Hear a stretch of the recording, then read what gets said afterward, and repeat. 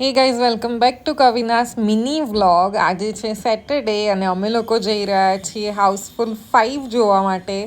As you all can see અમે ready છીએ અને અહીંયા વંશુ મને કહેતો હતો કે આપણે કયું મૂવી જોવા જઈએ છીએ, પણ એ નામ જ ભૂલી ગયો. સો મેં એને યાદ કરાવ્યું કે હાઉસફુલ 5 યે. તો મૂવી જોવા અમે લોકો ગયા હતા વાઇડ એંગલમાં અને 3 મૂવીઝ લાગેલા હતા, પણ એમાંથી હાઉસફુલ 5 ગઈકાલે જ આવ્યું હતું. સો અમે ડિસાઈડ કર્યું ચલો આજે હાઉસફુલ 5 જોઈ લઈએ. અહીંયા યશપાલ ને વંશુ આગળ જાય છે. અમે લોકો જોવા ગયા હતા મારા દેર અને દેરાણી સાથે, એટલે અમે એમને ગોતતા હતા કે એ લોકો ક્યાં છે. પછી થોડીક જ વારમાં એ લોકો અમને મળી ગયા અને વંશુ જોયા જ કરે છે એમને. આ છે મારા દેરાણી, એની માટે એક રમકડું પણ લઈને આવ્યા હતા.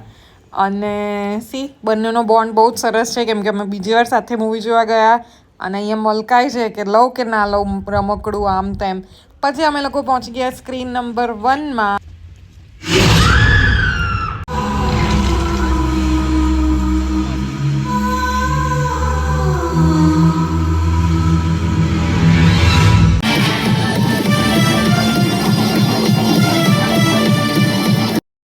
અહીંયા પડી ગયો તો ઇન્ટરવલ અને વંશુએ આ વખતે મૂવીમાં થોડાક હેરાન કર્યા. બધા અહીંયા બેઠા હતા, મોબાઈલ જોવાનું ચાલુ થઈ ગયું અને બધાએ સરસ મજાની પોપકોર્ન આ તે બધું જ ખાઈ લીધું.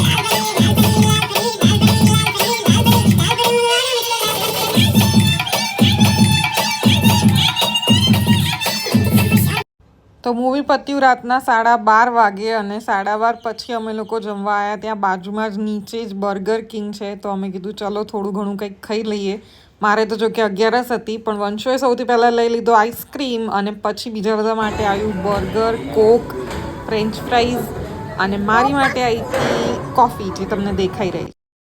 And here I am having coffee at 12:30 AM. જમી લીધા પછી અમે લોકો તરત જ નીકળી ગયા, કેમ કે રાત્રે લેટ થઈ ગયું હતું. અને ગાઈઝ હાઉસફુલ 5 ઓકે છે, બહુ એટલું કોમેડી નથી જેટલું એક્સપેક્ટેડ હોય હાઉસફુલથી. બહુ ઓછા સીનમાં એવી બહુ જ એકદમ જેન્યુઅન કોમેડી લાગીને હસવું આવ્યું.